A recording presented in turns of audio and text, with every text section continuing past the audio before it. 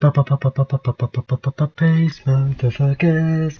I've heard you've come here for the new tanking build, and I got you. Oh, watch out, no, fuck it. So, just to start, none of my shit is scripted, so if it sounds a bit rambly, then it's because I don't write any of my shit down. I just explain it as I'm going along, and just watch it as it's kind of playing through.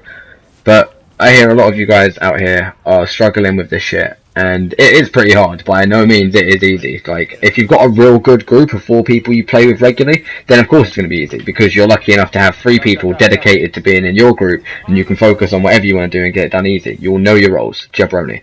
But these brandy groups and groups that people are suddenly putting together, oh, I'm going to try Blackrose tonight with my friends, or have you got a tank, or I could probably put together, it's not going to work. It's not one of those random dungeons like DSA or anything like that. Like, why do you think there is literally about 2-3 groups worldwide that have that title, where they've done this with no deaths in half an hour or 40 minutes? Because it is ridiculously hard to do. So I've tried this as an Argonian tank, I've tried this with friends, I've tried this with Randys, I've tried this on a full tank build, I've tried this on a fucking healer tank build, I've tried this on every single variation until I got it right to feel comfortable in here. And I should have put this video out a long time ago, because to be honest, like, I cleared this shit, was it 3rd day with this setup, and still a lot of people were struggling, but I've just had a lot of shit going on with like university and shit, so I just haven't had that much time to focus on putting a video out for you guys. Just as a side note, the reason there's a band-aid there is because someone in this group wanted help, and I didn't want to kind of embarrass them. So I mean, you're probably going to notice who it is by looking at their name and shit. There's only so much I could do, but I thought I'd try and avoid some of their shame. Also, my food wore off during this run, so I'm doing this whole run right now with no food in this last boss, which is fucking AIDS. The main point of what I'm trying to get at throughout this video, though, is this isn't going to be an easy run if you're not willing to go and put time in to go and get the right gear to make it easy, not just for you, but for your group, because it's a group activity. So, I'll give you an example. Today I went into a group and I was helping out a couple people that were just said they needed a tank, and oh, quickly, watch this. If one of your group dies, you're going to need to cleanse that last minute, even if you are the tank, so be prepared for that shit on the side note. But today I was helping out a group, and they came in with a healer, 2 DPS, and I came in as a tank. My tank's running Battalion's Defender, Earthgore, and Plague Doctor. So I'm basically the healer. I have a Restor on the back bar as well, so there is really no need for a healer. It's not like a bragging right or anything like that. It's literally just, you need more people in here to DPS. There's phases that you want to kill shit real quick and get through it fast, because you're not going to want to hang around and get whomped by all these mechanics. It's not like Slaughterfish, it's not like they're sacking, but sometimes there's dots that your average mag blade isn't going to be able to hit an annulment and then funnel health through. It's going to eat him alive while he's trying to do one or the other. So you need to be able to kill shit quick. So having a healer in here is not necessary. First off, no healer. But second off, you want to have people in here on the right gear, preferably on the right classes, to try and help out. There's a couple different groups you could do. You could use like a stam warden or a mag warden in here. They're comfortable because anytime they heal, they're going to give you basically the effect of Ebon by giving you 1.5k health extra. So that's never going to be a bad thing in here. Plus they hit really hard, so your red guard stam blades, your high elf or dark elf mag wardens, really good in here. And just before I carry on, you're going to see how long it took to do this run. This is why I'm explaining this to you. You don't want to be in here for this long. I didn't come in here for that long, obviously. I came in for the last boss. But people are doing this for that long to get their weapons, and there's really no need. Just spend a bit of extra time focusing, trying to get the right shit together and make it easy for you. So I'll give you an ideal setup for me. If I could come in here with a perfect group, I would have a Magplar DPS running something like, I'm not going to give you the hardest sets in the world to get, these are achievable sets to get that work and will get you through here. So get a Magplar DPS in here, running Burning Spellweave and Mother's Sorrow with Zahn or something like that. And then you can get in a Stam Nightblade, running War Machine, and I'm not too sure what he's going to run with that. I haven't came in here as a Stam Blade, but War Machine definitely on the Stam Blade. You need the Magplar DPS in here because the Magplar DPS is going to purify. Then purifiers are going to come in so handy, not just to actually hit, but to stand in, because obviously the tank is the only healer in here now if you're dropping the healer. So a Mag DPS Magplar running purifier is going to be really helpful. So always run in here with a Mag DPS Magplar, comfortable. The Nightblade, if you can get a Standblade running War Machine, it helps the group so much because he's constantly dropping his ult. You can keep that damage up and it's not taking away too much. It's not putting it's not putting a spell power cure on your Magplar and losing the burning spell weave. So you're not dropping damage to give someone else damage. You know what I'm saying? It's like little things like that are really going to pull your group through. And as the additional DPS, just somebody who hits really hard. So it's not like you have to spend like your entire fucking life farming this shit. These are basic sets to get. I mean, the tanking gear that I'm running for this myself costs 100k max. You don't have to gold it out. It feels a lot nicer to gold it out, but if you do, it's a couple 100k, and you'll have a tank that is comfortable enough to go into any trial, into here, anything, and tank it comfortably, and without a healer as well. So, sorry. Quick recap, just to go over it.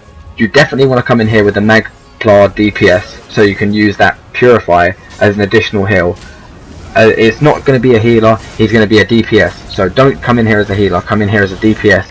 Your off heals, because your spell damage is going to be so high, is going to help out the group regardless. You won't even notice it, just focus on DPSing. If you can get a Nightblade in here with War Machine, perfect, really helpful. And then for your third person, try and get someone who you just know is competent in DPS, someone that you play with a lot, someone you can shout at and they won't, you know, get pissed or whatever, because it will get stressy, it will get annoying. But like, as long as you can focus your DPS in the right places, it's just repeat, repetition, you'll get it in the end. I'll go over the whole mechanics when I do a stream of this next time, for every single boss, every single ad, what you want to do and who you want to focus. But right now this is just what the tank wants to wear, so that you can actually have a tank set up. I'm going to cut this here, I'm going to speed it up so you can see the rest of this fight, and then when it gets to the gear, I'll explain the gear for you. So, enjoy the rest of the fight.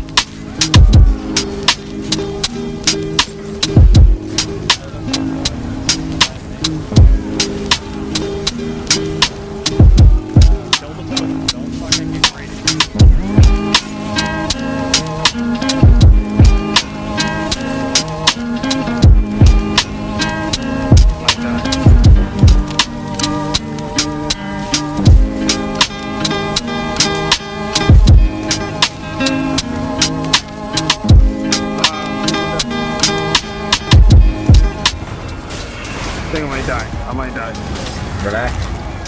Focus on your resources.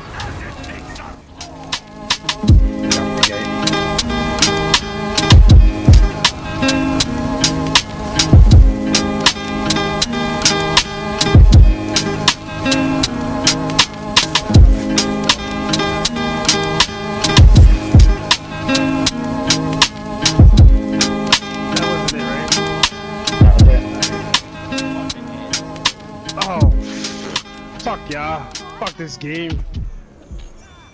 Okay, so I hope you enjoyed that. It's just a random taster of what you get to see in there and what you're up against. So as for the build, there's the stats, completely unbuffed.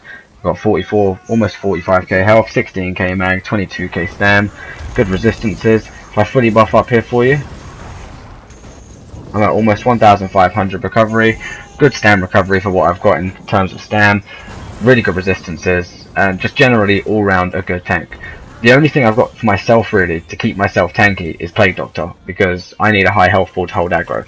Battalion's Defender is going to be my main go-to healing set to heal every single person in my group, because I'm blocking all the time, so every second I'm constantly throwing a heal for someone. That heal can be buffed as well by minor and major mending, so if you can get access to them, then it's going to help that out.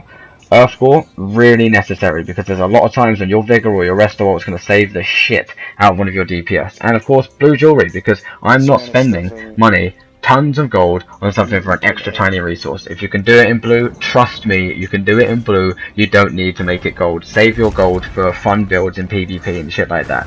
But tanking is literally just Plague Doctor, Earthgore, and Battalion's Defender. Simple.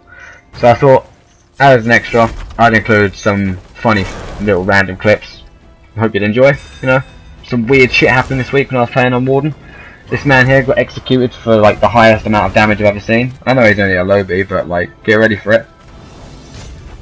Jesus Christ, what the fuck? And in the second clip here, you're gonna see, I decided to take my one-handed Stam Warden out to you know, the dueling plains. Bam, that one-handed Warden out here, living the lifestyle. Let's see if we can get a faster burst with that one-handed Warden. Anyway, I hope you enjoyed the video, so peace, motherfucker. The 1 HP.